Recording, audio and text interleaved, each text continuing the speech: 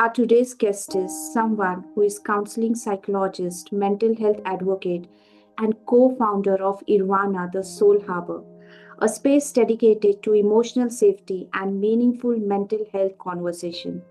Through evidence-based approaches like CBT, ACT, and trauma-informed therapy, she supports individuals, couples, and parents in navigating anxiety, relationships, and emotionally well-being. Parvathy, welcome to this podcast. Thank you so much, Anuradha, for this wonderful introduction. I am eagerly looking forward to our conversation. Super, super. Before we get started, and of course, we do have a lot of questions for you. Yeah. We would really like to know what was that inclination moment in your life that drove you to this world of, doing this work. If you can give us little background of what happened and how did you jump into this and what was that motivation? Okay. Actually, this is my second profession. I was initially working as, uh, I was working for an insurance company, a British-based insurance company, and this was before I got married. And after I got married to an Air Force officer, so I had to travel with him every 3 years. We keep shifting. We had two beautiful children, and after that, when they started going to school, I started feeling this void. I wanted to do something meaningful, but I wasn't sure what. But that is when I came across psychology, and since then I have looked back. It has been a wonderful journey. Awesome, awesome. Thank you so much for sharing that. Super. So, the next question I have for you is these days, why do so many people say, Hmm. I am fine Yeah. when they are emotionally exhausted? And what does this habit quote us in long term? Okay. See, we have been brought up in this environment where expressing your emotions, especially your distress, it is seen as a weakness or being too dramatic. And Hmm. because we are constantly being judged for our emotions, what we tend to do is we automatically try to minimize it or we completely suppress it. Hmm. If you have noticed, all animals feel emotions. Okay, but we are the only species, human beings are the only species who suppress what we actually feel and we express something completely different. Absolutely. And and that is very, very exhausting. On a Hmm. daily basis, when you do that, it is very exhausting, and we lose the touch with our real self because of Hmm. that. Hmm. And that has a very profound effect on our both mental and physical health. So as long as we can create a space where we can feel our own emotions, it becomes easier for us to get in touch with our real self, and the world will be a better place to live. Great, lovely, lovely. Thank you for sharing that. So, my next question to you is anxiety always a disorder, or is it sometimes a signal that Mhm. something in your life needs attention or a change? Okay. Now, for this, I would like to start from the very basic. I would like everybody to understand what anxiety is. Anxiety is basically your emotional or physiological response to something that you perceive as a threat, something that you worry might happen in the future, and it is a certain uncertainty. It might or might not happen. Hmm. Now, what has happened is, for some reason, we have labeled anxiety as a bad emotion, Hmm. a emotion that we fear. So the moment we start feeling anxious, we tend to suppress that emotion, and when we suppress those emotions, it kind of tries to come out with Hmm. more intensity. So there is a conflict within ourselves, and that causes a lot of problem in our day-to-day life. So the moment anxiety starts affecting our daily life, impairs our daily functioning, that is when anxiety becomes a disorder.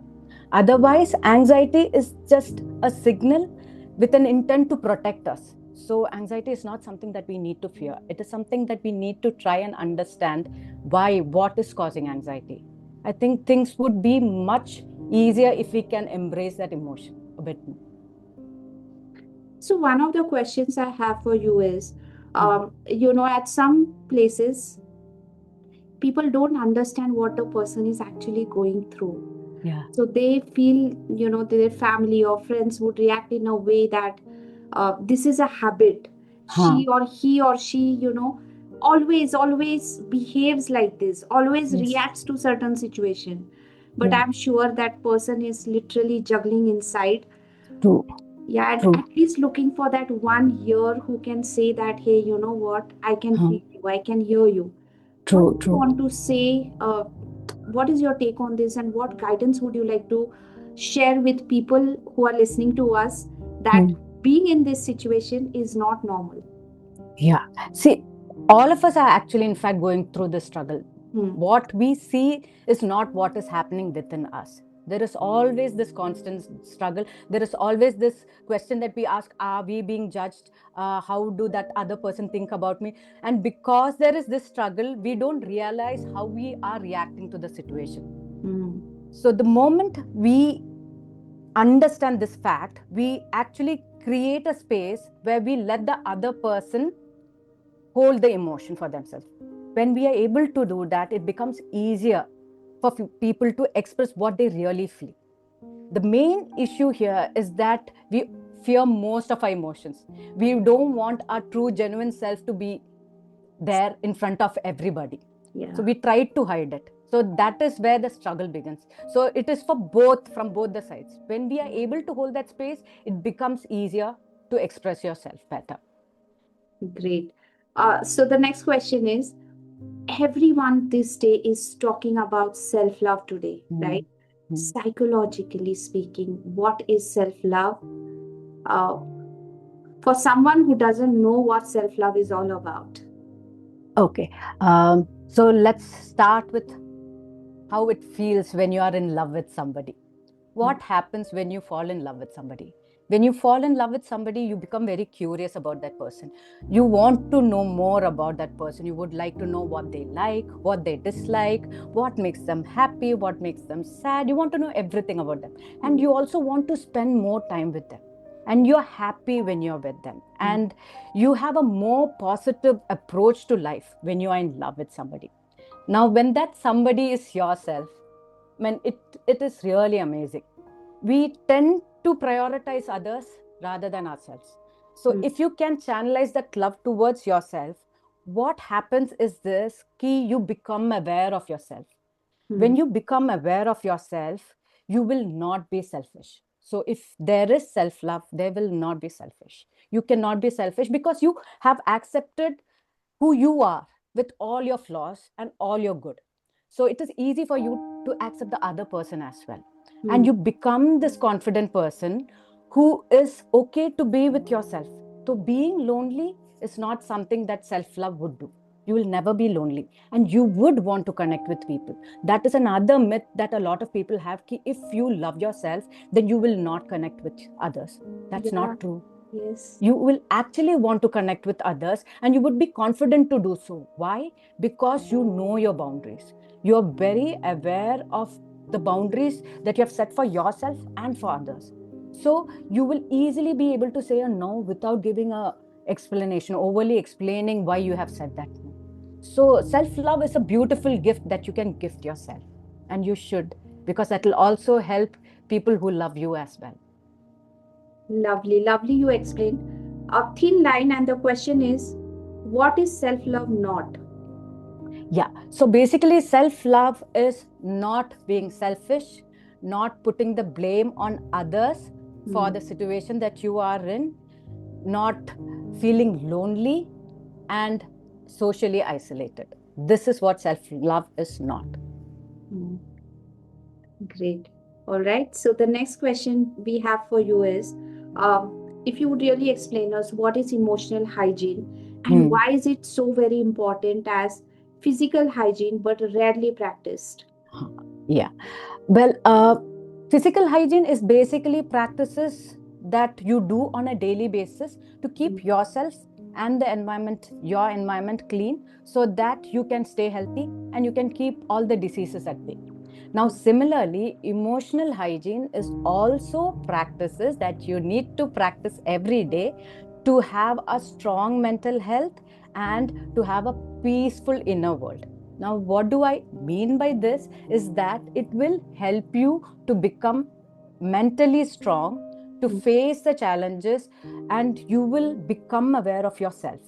mm, Through emotional hygiene practices, you will generally be able to understand the person that you really are, what could be your triggers, and that will help you to have a better relationship with everybody, including yourself. Now, the question is, what are these emotional hygiene practices? Naturally, that will be the question.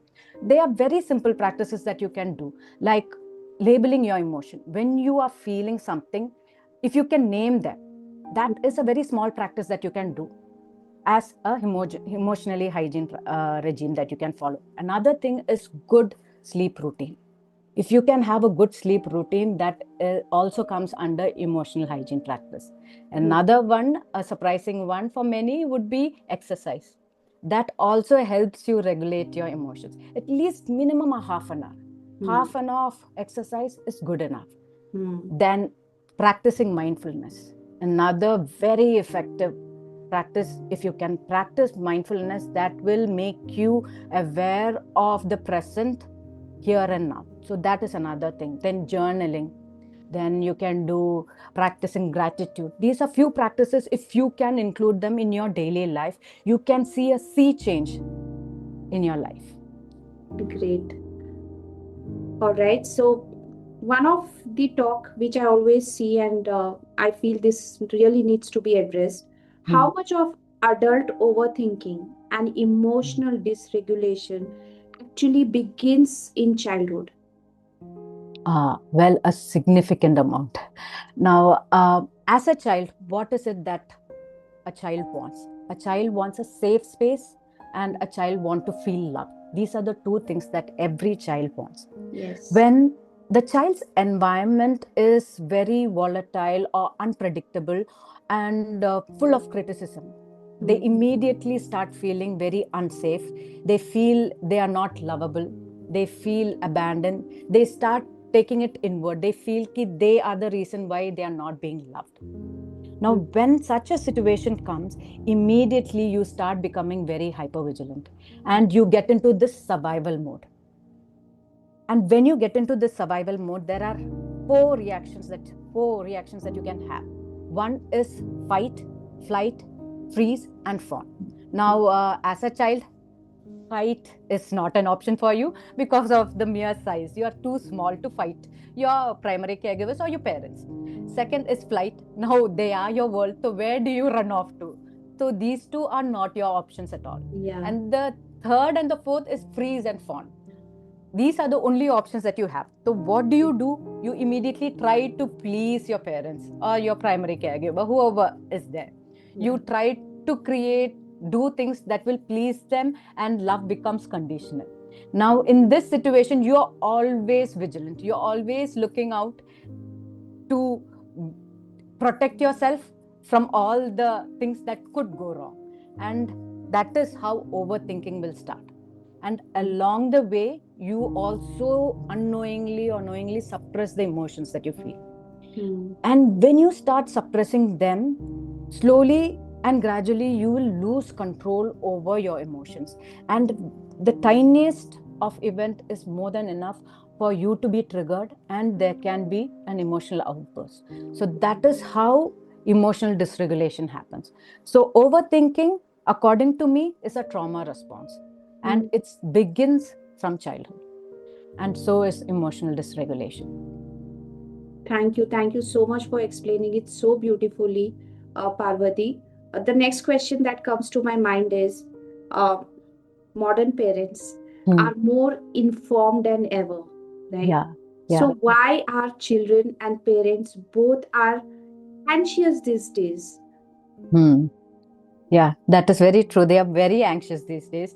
The thing is, ki, we are living in this world of digitalization and AI. So Hmm. there is a plethora of information out there, so much of information that it is very confusing and it is very overwhelming. Hmm. Now, if we take the case of parents, let me explain this with an example. Just imagine a new parent, your child is coughing. So what is the first thing that you would do? First thing that you do is you will either Google or check with ChatGPT. This is the thing that you will do. And what, when you check, okay, what could be the cause of the cough?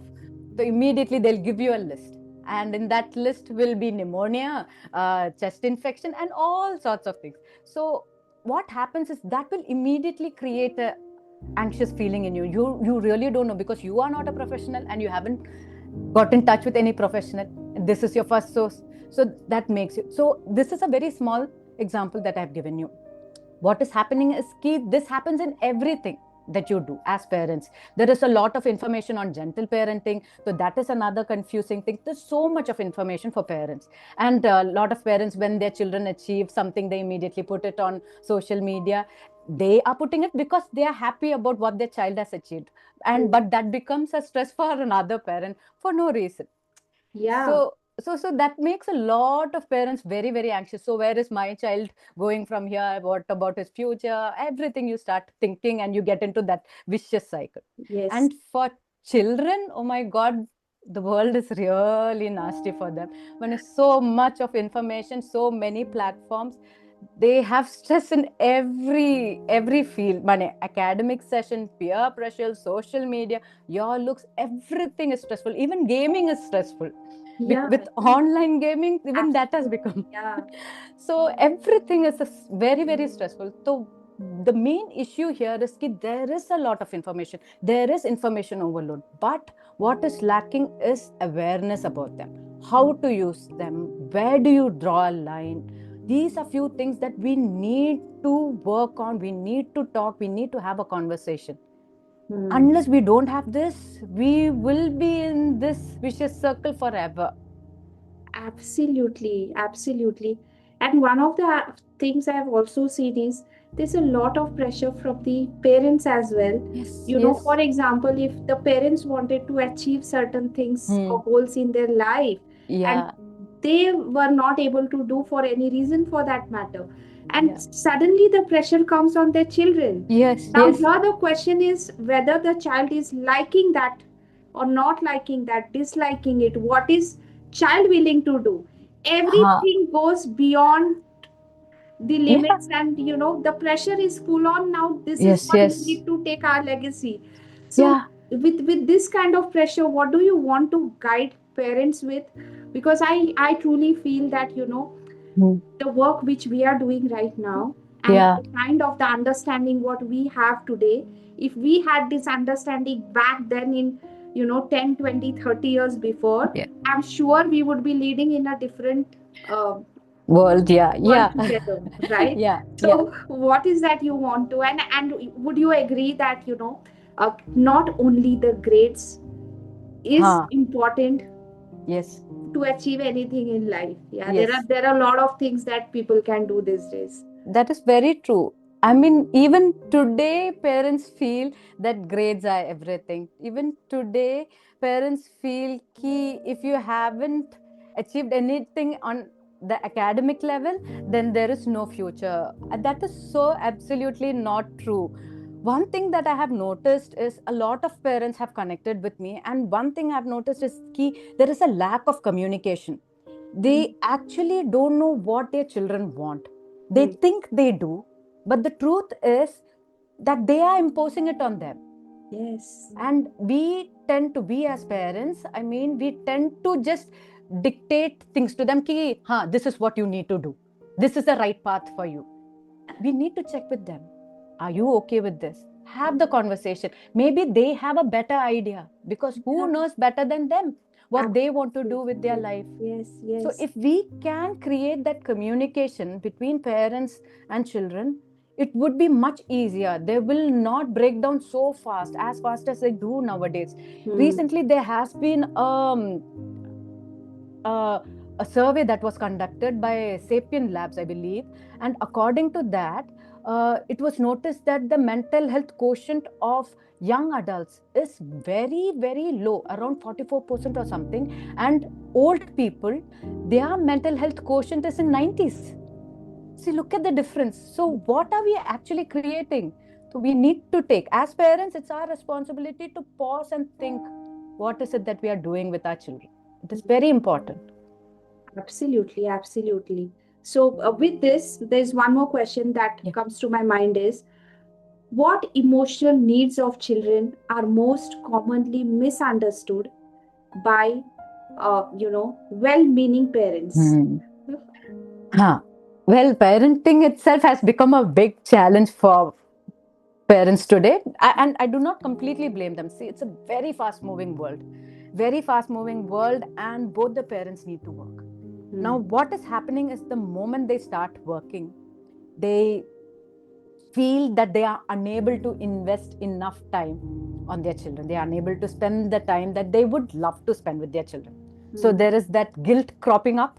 And to actually neutralize that guilt, what do? They buy whatever the child asks for, whatever the child demands, they immediately get the child that. Yes. So what we need to do is take a pause and think, does the child actually need that? So Hmm. one of the emotional needs that I feel is very highly misunderstood is love. How do you love your child? That is where a lot of parents are going wrong. They feel that they need to protect their children from everything so Yes. that they will not face trauma. That is never going to happen. There will be traumatic situations. What we need to do as parents is to create strong and resilient children so that they can face these traumatic situations. So that is what we need to do. Instead of that, we try and protect our children from everything, get everything that they want, and they believe by getting everything the child will feel loved. I'm sorry to break it to you that it doesn't make the child feel loved. It just gives them an opportunity to manipulate parents. If you want your child to feel loved, what you need to do is spend quality time with them. Absolutely. And 100%. Yeah. I also feel that you need to give them the space to feel their emotions. Please do not push them under the carpet. When they are telling you that they feel something, do not ignore them. Talk about those emotions. It's okay. Everybody feels emotions and it's okay to feel that. When you do that, I feel you start responding to your emotions rather than reacting to them. So if you can hold that space, they will feel loved, they will feel safe. Absolutely. And one of the things I also feel is that, because it is a rat race everywhere Mm, and mm, money has become a priority for both the parents, yes, I think that connection is really missing. yes, Connection of just being there, just hugging your child, just yes. observing that emotions is sometimes is all that they need. Yes, that is all that they need to feel love. That is all that they need. But other than that, they do end up doing everything else. Absolutely, absolutely. Great. Loving this conversation, Parvati. Um, we are going to have few rapid fire questions for you. Okay, All right. And I really want you to answer them rapidly. okay. So one of the question I have for you is one small habit Hmm, everyone should start today for a hmm. better mental health. Good sleep routine. Great. If emotions had a color, Hmm. what color would overthinking be? Overthinking red. All right. One myth about therapy you wish that people would stop believing. About therapy. Yes, One myth about therapy that people believe is that we are not here to give advice. We are not here to give advice. We are here to be with you and walk with you so that you can find your solution, so that you can gain insight. We are not here to give any solution. We are not here to give any advice. We are here to help you out, to strengthen you emotionally so that you can face the world. absolutely. Uh, are you a coffee journaling or a meditation? What is your go-to reset ritual every single day? Meditation. Great. One word that describes what emotional safety feels like to you. Peace. Awesome. Parvati, we know you as a coach. We know you as a kind of a work you are really doing right now. Okay, what is that one thing social media doesn't talk about uh, you, but Hmm. you truly like doing that? And when you are doing that, you literally connect to your inner child. What is that one thing that we are not seeing on social media about you? One thing about me would be dancing. I Dancing. feel that my inner child comes out when I'm dancing. It is a way to express myself. So I believe that is a very good way for many people to express yourself, especially because emotions are expressed well in dance forms. So I feel dance is a very good way to express yourself. Lovely, lovely. Any books you would really like to recommend for a people who are facing challenges to understand their own emotions? What is that you would like to recommend? Hmm. I'm not able to recollect the author's name, but there is a book called Master Your Emotions, and there is another book on attachment. Attached. It is called Attached. These are two books that I really love, and I go back to them again and again because very simple books. They explain attachment and emotions in very simple words, and anybody can use those books to understand themselves. Great. Thank you. Thank you for answering that rapid fire questions. We still have few questions for you, Yeah. and we would really like to know from you, how do we differentiate being tired, Hmm. burnout versus emotionally dysregulated? Okay. Uh, Tired, burnout, and emotionally dysregulated. Now, first, let's look at being tired. Tired is a physical state. You have been doing something, you feel tired, you take rest, and then you're good to go. Your energy is back to do whatever you have to do. Hmm. Burnout is something more than being tired. It persists even if you take rest. Hmm. What happens is you keep ignoring your body's signal that you have to take a break, that you need to rest. When you do that, what happens is that you emotionally get numb and detached, and you become a very cynical person. So, even if you rest, you still feel tired, you still feel lethargic, and that is an emotional state. So burnout is basically an emotional state, and it can be very, very draining. The next is emotional dysregulation. Hmm. Is basically when you have no control over your emotions. That generally happens when you are not aware of your emotions. So when you are not aware of your emotions and you have no control over your emotions, the slightest of trigger is more than enough to make you feel very overwhelmed, Yeah. and suddenly, for no reason, you tend to disrupt. It could be crying, it could be getting angry, or it could be laughing, it could be anything. Any emotion that is going out of control, that is emotional dysregulation. Now, what happens is emotional dysregulation can happen when you are tired, and it will happen when you are burnt out. Hmm. Both the times emotional dysregulation can happen. Great, great. All right. Uh, why is sleep Mm. foundational? Throughout this conversation, I kept listening to you that Yeah. sleep is very, very important. So Yes. we would like to know, why is sleep foundational to emotional regulation and Huh. mental resilience, especially when someone is at high stress lives? Yeah. Emotional is a very fundamental biological process that is very, very underrated. Hmm. Now, imagine a day when you had a good night's sleep. How do you generally feel? You feel very rested, right? It's You energetic. feel, yes, you feel energetic. You start your day with a positive note.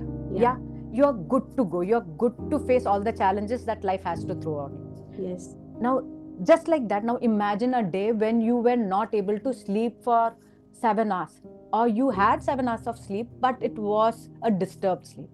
How do you feel? You generally feel very tired, Yeah. lethargic, Lethargic. Yes. groggy. You need to pull yourself out of the bed. And Yeah. what are the thoughts that generally come to your mind when you wake up? I wish I could sleep for some more time. Oh my Yes. God, I have to get up now. So you start your day with a negative thought. Yeah. Hmm. So Hmm. when you start yourself with a negative thought, now automatically your brain will look for negative things. That is how our brain is trained. Ki Yeah. if you start it on a positive note, then yeah, you will look at all the positive things. But otherwise, you start looking at everything from a negative perspective. Hmm. Now, when you sleep, what happens is another thing that we need to look at. When you sleep, your body, it's a time that your body gets to rest, to repair system and to recuperate. At the same time, your mind, it collects all the experiences that has been happening for the day. You process all your emotions, and your mood is neutralized and ready for the next day. This is what Mm, happens in layman's terms. And when you do not give enough sleep in good quality, then all of this is disrupted. So naturally, your survival mode will immediately kick in, and your emotional brain will overtake your logical brain.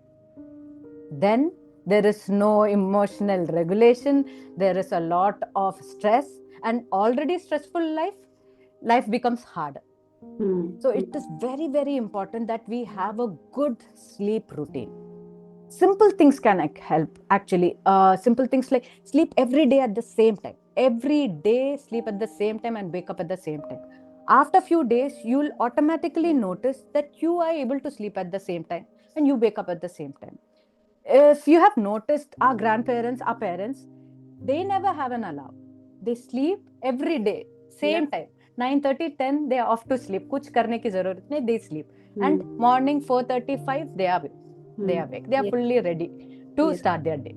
So that is because they sleep every day at the same time and they wake up at the same time. So that is one small thing. If you can do, everything will fall into place. It will be easy for you to start your day. So here one of my question Mm. comes to my mind is, this day phone is where people are addicted like anything else, right? Yes, yes. So even to the time they are sleeping, scrolling reels Yeah. after reels, and so how can someone build that habit of not taking their phone to the bed? I think that is something very Uh, important. Each one of yes. us needs to understand that. So what is your guidance on this? It is very challenging because we are completely dependent on our phone. Hmm. All of us are dependent on our phone. One simple thing that you can do, something that I myself practice, is I set an alarm on the phone. Hmm. If I have to sleep at 10 o'clock, 9 o'clock, I keep an alarm. I have to keep it aside. Hmm. So the moment the alarm rings, now I know, acha, theek hai, it's time for me to keep my phone aside. And do Hmm. not keep it anywhere near you, at least 10 to 15 steps away from you, so that you have to get up from where you are and you have to go and pick up. Yeah. So if you can do this and have a good sleep ritual, Mane, what I mean by this is the time before you go to sleep. If you can have a good ritual, like you freshen up, you change to loose clothes, you listen to some soft music, maybe meditation, journaling, all this is actually giving your body the information that it is time for you to sleep. You're programming your brain ki it is time to rest, and you will automatically fall asleep. Hmm. It is very important. Now, recently, I just read somewhere there was a study done on sleep, and it was found that people who sleep for 6 hours or less, they are 13% more at mortality risk when compared to people who sleep for 7 to 9 hours. So, that is the Hmm. kind of effect that sleep has on us. So, we need to prioritize our sleep as well. Great. Thank you. Thank you for sharing that. Uh, Next question I have for you is, if someone um, wants better mental health Yeah. but can't access therapy Mm, right now, mm, not sure as who is the right person, where to mm. go. Again, people these days have a lot of insecurity with their the kind of emotions they are going through, not open Huh. to share with people. Yeah. What are that three non-negotiable basics Hmm. they must start immediately? Hmm. Through the talk, I have been saying this, and I will repeat myself because sleep. If you can sleep at the same time, don't do anything else. Just sleep at the same time and wake up at the same time. At least think about it. Slowly, you will reach there. Start sleeping at the same time, wake up at the same time. Second, label your emotions. When you sleep on time and when you start labeling your emotions, what happens is that you start becoming aware of yourself, Hmm. and you will know what are the things that you actually want, your genuine self, what they want, and you will be able to create boundaries for yourself and for others. So if you can have a good sleep routine, if you can label your emotions, and if you can have a proper boundary written for yourself, then that will be good enough for you to have a good mental health. So here one question pops up now. Hmm. People say that they're a lot in overthinking mode, and Yeah. because when they think a lot, they're Hmm. not able to focus where they're supposed to focus. So Yes. I've seen people, talking to my friends, people Hmm. in my own community. I've seen where people keep saying this: I haven't slept full night, Oh, yes. thinking about certain things. Huh. So, in that case, what do they do to make sure that they're taking that pause and shifting their, emotions or whatever is running in their mind to Hmm. get into that routine work? Okay. See, overthinking, as I told you earlier, it is a trauma response Hmm. most of the time. And if you want to stop overthinking, first and foremost, please give yourself some time. If you think you need to stop overthinking now, it is practically not possible to just stop overthinking. The Hmm. moment you start doing that, you will start overthinking even more. So, one thing that you need to do is be patient with yourself. Hmm. Understand what are the things that you would like to do, what are the things that make you happy. Now, me as a mental health professional, one thing that I generally work with on my clients is their breathing. If you can focus on your breathing, that is the most easiest thing. Now, there are a lot of things that happen when you get very emotional. One is your heartbeat races, your blood pressure increases, you sweat, you breathe, your breathing becomes very rapid, heavy. In all of these symptoms, breathing is the only thing that you can control to some extent. So Yes. focus on that breathing. Hmm. First, start observing it. Observe your breathing. How are you breathing when you are having this emotion? So when you just do this small thing, you slowly start getting distracted from what you're feeling. It might not be a huge thing, but that small action is good enough. Then practice different kinds of breathing based on what the individual is comfortable doing. Some people are comfortable with box breathing. Some of them are comfortable with doing Brahmari. Some of them are comfortable doing all pranayam. So it will depend on what the individual is comfortable. So you need to know what you are comfortable with. So Hmm. breathing is one thing that you should focus on. And actually, it will bring a good change in your overthinking. Simple thing that you can do. Thank you. Thank you for sharing that. So, before we wrap up, we would really, really like to know from you. Can you talk about the work that you do and how you support the people who specially connect with you? Um, how do you have that hand holding them throughout Hmm. this journey in terms of understanding their emotional and taking them to the next level of, awareness? Hmm. So what is that you do? We would like really like to know from you. Okay. When I started off this journey, what I have understood is key. Most of them, when they seek help, what they really want is to be heard. They don't want any advice. They don't want any guidance. They just want to be heard. That is the primary thing that they want. Hmm. So when I sit for counseling sessions, I make sure I am present in the moment. I'm able to provide a safe and non judgmental space for my client so that they feel heard. Hmm. And once they feel heard, they will easily connect with you. Now they feel safe. That is why they can express themselves. And all that you need to do is emotionally be there for them, Hmm. allow them to feel what they feel, and Hmm. immediately they themselves will slowly start growing. It Hmm. happens organically. And another thing that I noticed in my practice is that we need to go beyond counseling sessions. Counseling sessions alone doesn't help. There is a lack of mental health awareness.